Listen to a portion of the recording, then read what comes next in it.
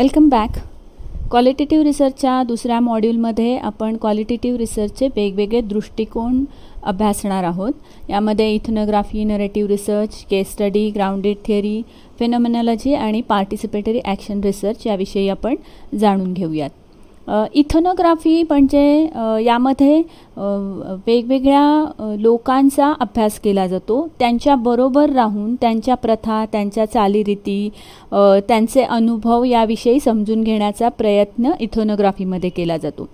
यामध्ये natural setting ह्या जो आपण गुणवैशिष्ट्य पाहिलं क्वालिटेटिव्ह रिसर्च, त्याला विशेष महत्त्व आहे. कारण एखाद्या आदिवासी समाजाविषयी तुम्हाला जाणून घ्यायचं आहे तर तुम्ही त्यांच्यामध्ये राहून त्यांच्या बरोबरीने त्यांच्या प्रथेमध्ये सहभाग घेऊन तिथे जाऊन तुम्ही त्यांचं ऑब्झर्वेशन करता, त्यांचे मुलाखती घेत असता, त्यांचे निरीक्षण करत असता. त्यामुळे इथे नॅचरल सेटिंगला खूप महत्त्व आहे.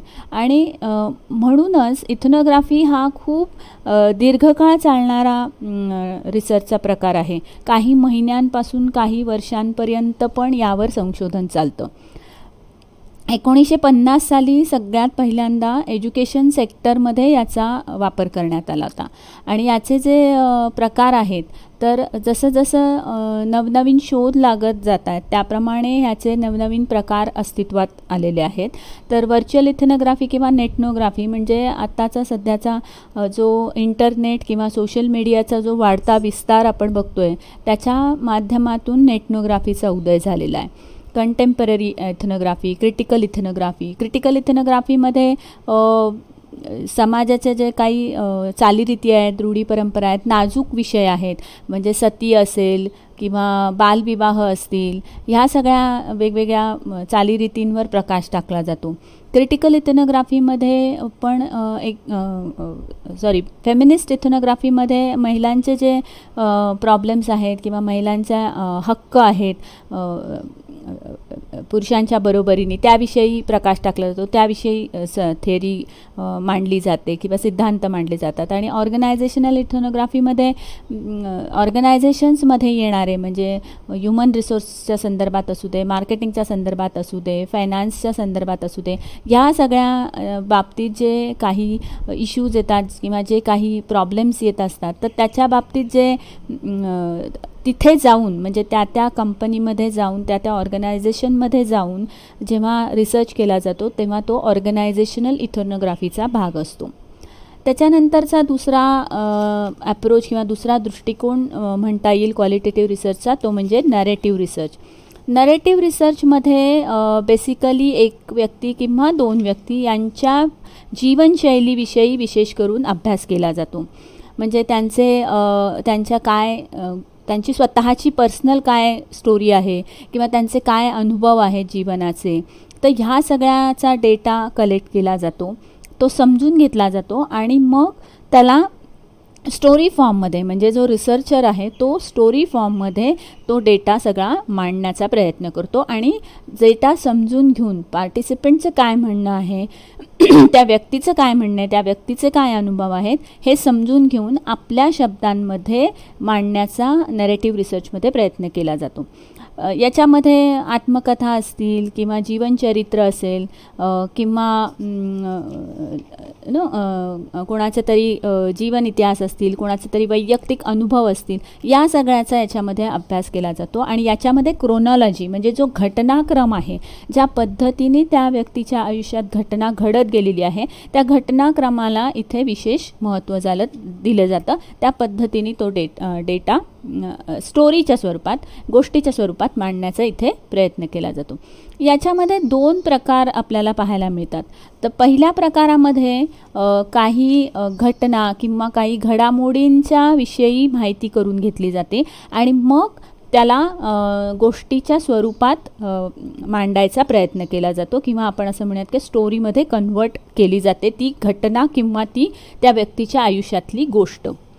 दुसऱ्या प्रकारामध्ये किंवा दुसरा जो नरेटिव्ह रिसर्चचा जो दृष्टिकोन आहे त्यामध्ये ज्या गोष्टी आढळलेल्या ज्या कथात्मक संशोधन पद्धती आहेत, जसं की मगाशी मी म्हटलं तसं चरित्र असेल, आत्मचरित्र असेल, जीवन इतिहास असेल किंवा कोणाचे वैयक्तिक अनुभव असतील, तर यांच्या विविध प्रकारांवर भर दिला जातो. म्हणजे जर बेसिक डिफरन्स आपण दोन्ही ॲप्रोचेसमध्ये किंवा दोन्ही टाईप्समध्ये पाहिलं तर पहिल्या प्रकारामध्ये घटना किंवा घडामोडींना महत्त्व दिलं जातं, तर दुसऱ्या प्रकारामध्ये व्यक्तीला महत्त्व दिलं जातं, त्याच्या स्वतःच्या अनुभवांना किंवा त्याच्या जीवनशैलीला या ठिकाणी महत्त्व दिलं जातं. तिसरा जो प्रकार किंवा तिसरा जो ॲप्रोच यामध्ये आहे तो म्हणजे केस स्टडी. केस स्टडी आणि नरेटिव्ह रिसर्च याच्यामध्ये फारसा फरक नाही आहे, कारण नरेटिव्ह रिसर्चमध्ये पण एखाद्या व्यक्तीविषयी किंवा एखाद्या घटनेविषयी अभ्यास केला जातो आणि केस स्टडीमध्ये पण त्याच पद्धतीने अभ्यास केला जातो. फक्त केस स्टडीमध्ये आणि नरेटिव्ह रिसर्चमध्ये डिफरन्स असा आहे की केस स्टडी ही क्वालिटेटिव्ह आणि क्वांटिटेटिव्ह ह्या दोन्ही संख्यात्मक आणि गुणात्मक संशोधन दोन्ही प्रकारांमध्ये त्याचा उपयोग केला जातो. आणि केस स्टडीमध्ये एखादी संस्था असेल किंवा एखादी व्यक्ती असेल तर त्याचे सामाजिक, त्याचे आर्थिक पैलू ह्या सगळ्यांवर प्रकाश टाकण्याचा प्रयत्न केला जातो. आणि तिथे किंवा त्या ऑर्गनायझेशनमध्ये घडणाऱ्या ज्या प्रॉब्लेम्स असतील त्याविषयी प्रकाश टाकण्याचा प्रयत्न असतो. इथे रिसर्चरचा उद्देश कुठली थेअरी किंवा कुठला सिद्धांत मांडणे किंवा ती थिअरी जनरलाइज करणे असा कुठलाही उद्देश या ठिकाणी नसतो. उद्देश हाच आहे फक्त केस स्टडीचा की जे प्रॉब्लेम्स घडत आहेत त्यांचा अभ्यास करायचा आणि त्या घटनेचा अभ्यास करून त्याच्याविषयी तुम्हाला जर काही सोल्युशन देता आलं तर ते सोल्युशन किंवा त्याचं उत्तर शोधण्याचा प्रयत्न करायचा आहे. केस स्टडीचे पण 3 वेगवेगळे प्रकार आहेत, पण त्याच्या आधी आपण म्हणूया की केस स्टडी मेडिकल फील्ड किंवा लॉ किंवा पॉलिटिकल सायन्स या सगळ्यामध्ये खूप आणि विशेषतः मॅनेजमेंटमध्ये पण फार वापरली जाते, त्याचा फार उपयोग केला जातो या क्वालिटेटिव्ह रिसर्चचा. याचे जर व्हेरियंट आपण पाहिले तर बेसिकली हे पण त्याच्या आकारानुसार आणि त्याच्या उद्देशानुसार असे त्याचे प्रकार पडतात. तर उद्देशानुसार जेव्हा आपण म्हणतो त्याच्यामध्ये 3 प्रकार येतात की सिंगल इन्स्ट्रुमेंटल केस स्टडी, कलेक्टिव्ह और मल्टिपल केस स्टडी आणि इंट्रिन्सिक केस स्टडी. तर पहिल्या प्रकारामध्ये संशोधनकर्ता जो आहे तो कुठल्या तरी एका विषयाला हात घालतो किंवा एखाद्या मुद्द्यावर लक्ष केंद्रित करतो. म्हणजे जी घटना घडत आहे किंवा ज्या गोष्टीचा आपण अभ्यास करतो त्यातली कुठली तरी एक विशेष घटना अभ्यासली जाते. व्हेरॅज कलेक्टिव्हमध्ये पण एकाच मुद्द्यावर लक्ष दिलं जातं, एकाच मुद्द्याचं संशोधन केलं जातं. पण ते करत असताना रिसर्चर किंवा संशोधनकर्ता त्याच्या अनुषंगाने ज्या केस स्टडीज घडलेल्या आहेत किंवा ज्यांचा ऑलरेडी अभ्यास केला गेलेला आहे त्या केस स्टडी पण पुन्हा पुन्हा तपासायचा प्रयत्न करतो. म्हणजे जेणेकरून तुम्ही ज्या विषयावर अभ्यास करत आहात, संशोधन करत आहात त्याला काहीतरी ठोस आधार देता येईल. तर त्या दृष्टीने कलेक्टिव्ह केस स्टडीमध्ये अभ्यास केला जातो. इंट्रिन्सिक केस स्टडीमध्ये कुठल्या तरी एका विषयावर लक्ष केंद्रित न करता त्याचा सगळ्या बाजूनी सर्वांगीण अभ्यास केला जातो. सर्वांगीण सगळ्या मुद्द्यांचा यामध्ये अभ्यास करण्याचा प्रयत्न केला जातो इंट्रिन्सिक केस स्टडीमध्ये. चौथा जो प्रकार आहे तो आहे ग्राउंडेड थिअरी. ग्राउंडेड थिअरीमध्ये ग्लेअर आणि स्ट्रॉस यांनी 1967 साली ग्राउंडेड थिअरीची चा शोध लावला होता. आणि ग्राउंडेड थिअरीचा उद्देश असा आहे की यामध्ये जे वर्णनं असतात तर त्याचा तपशीलवार अभ्यास करून त्याचा डेटा गोळा करून त्याच्या पुढे जाऊन म्हणजे नुसतंच वर्णन न करता त्याचा तपशीलवार अभ्यास करून त्याच्यातून एखादी घटना किंवा एखादा सिद्धांत तुम्ही मांडू शकला पाहिजे किंवा तुम्हाला मांडता आला पाहिजे. आणि म्हणजे त्याला आपण थोडक्यात म्हणूया की you need to develop a theory.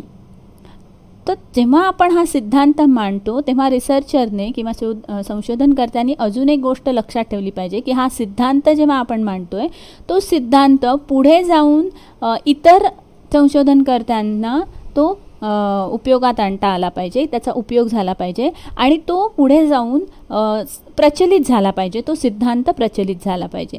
तर हा ग्राउंडेड थिअरीचा उद्देश आहे. आता ग्राउंडेड थिअरीवर खूप काम केलं गेलं आहे आणि ग्राउंडेड थिअरीमध्ये सगळ्यात महत्त्वाचं म्हणजे रिसर्चर्स किंवा संशोधनकर्ता आहे त्यांनी स्वतःची मतं न मांडता, स्वतःचे अनुभव न मांडता, जे अनुभव घेणारे सहभागी आहेत म्हणजे रिसर्च प्रोसेसमधले जे पार्टिसिपंट्स आहेत त्यांच्या अनुभवांना जास्त महत्त्व ग्राउंडेड थिअरीमध्ये दिलं जातं.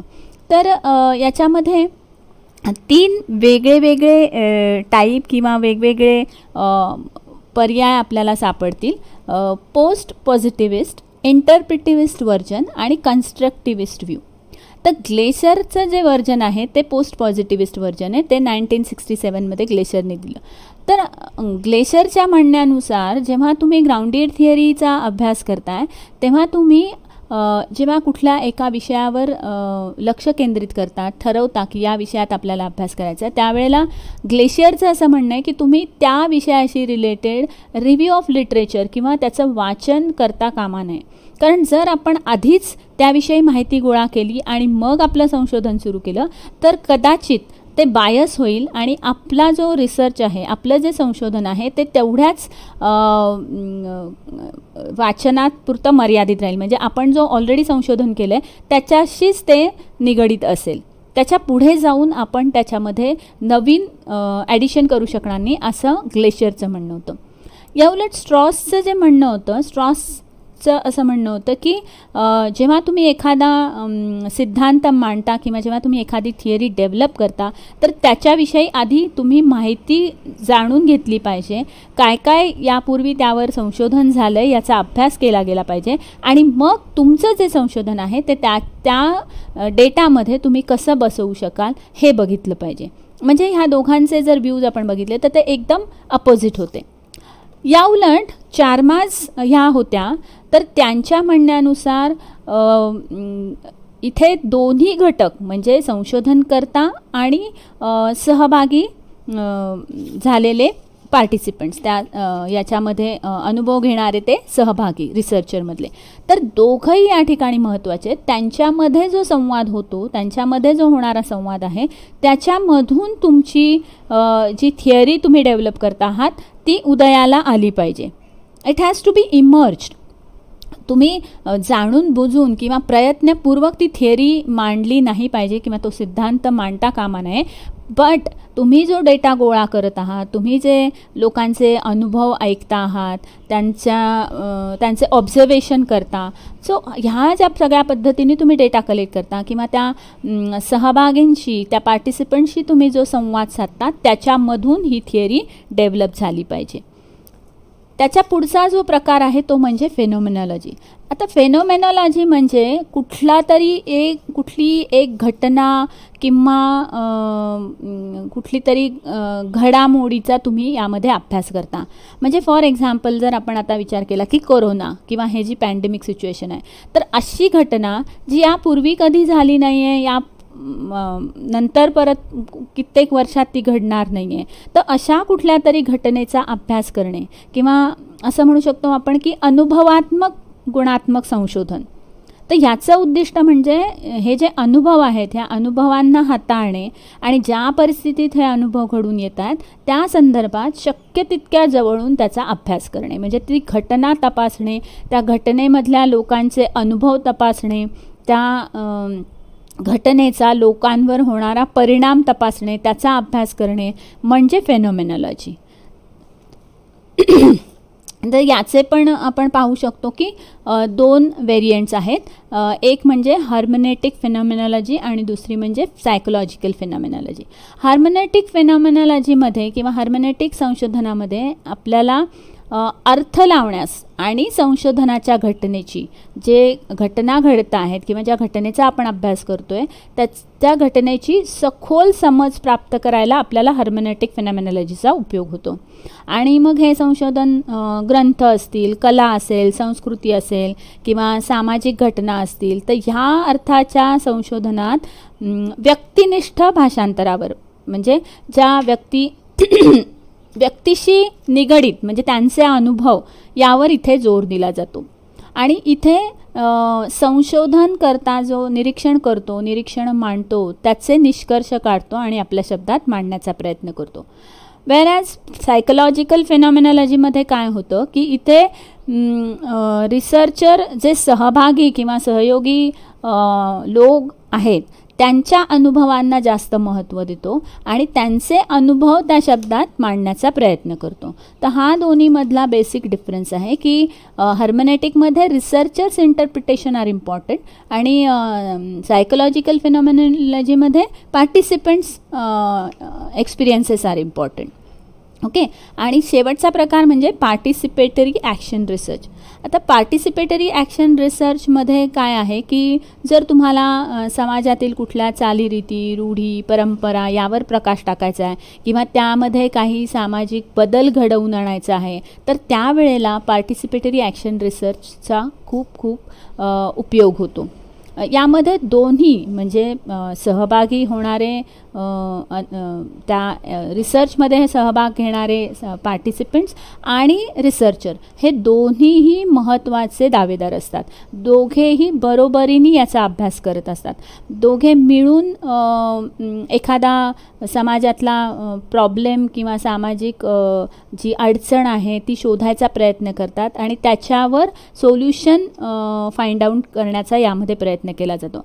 आणि यामध्ये एक गोष्ट अत्यंत महत्त्वाची आहे की हे जे पार्टिसिपंट्स आहेत, सहयोगी लोक आहेत, ते आणि रिसर्चर हे रिसर्चच्या शेवटापर्यंत बरोबर असतात. म्हणजे रिसर्च पब्लिश होईपर्यंत किंवा मी असं म्हणेल की समाजात बदल घडून येईपर्यंत हे लोक बरोबर असतात. आणि मग ह्याचेही वेगवेगळे व्हेरियंट्स आपल्याला पाहायला मिळतात. तर याच्यामध्ये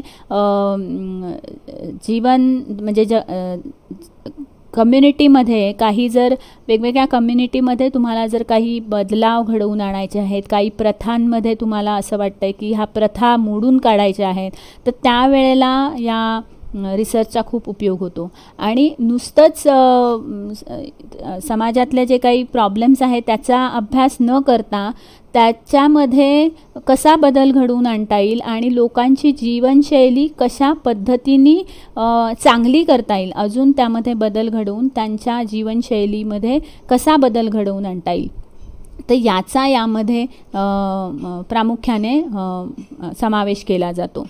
तर हे वेगवेगळे 6 ॲप्रोचेस आहेत. जेव्हा तुम्ही क्वालिटेटिव्ह रिसर्च किंवा क्वालिटेटिव्ह रिसर्च डिझाईन जे आपण 3ऱ्या मॉड्यूलमध्ये बघणार आहोत त्याचा जेव्हा तुम्ही अभ्यास करता त्यावेळेला तुम्हाला आधी तुम्ही कुठल्या ॲप्रोचनी स्टडी करणार आहात हे ठरवावे लागते. तर 3ऱ्या मॉड्यूलमध्ये आपण रिसर्च डिझाईनविषयी बघूयात. थँक्यू.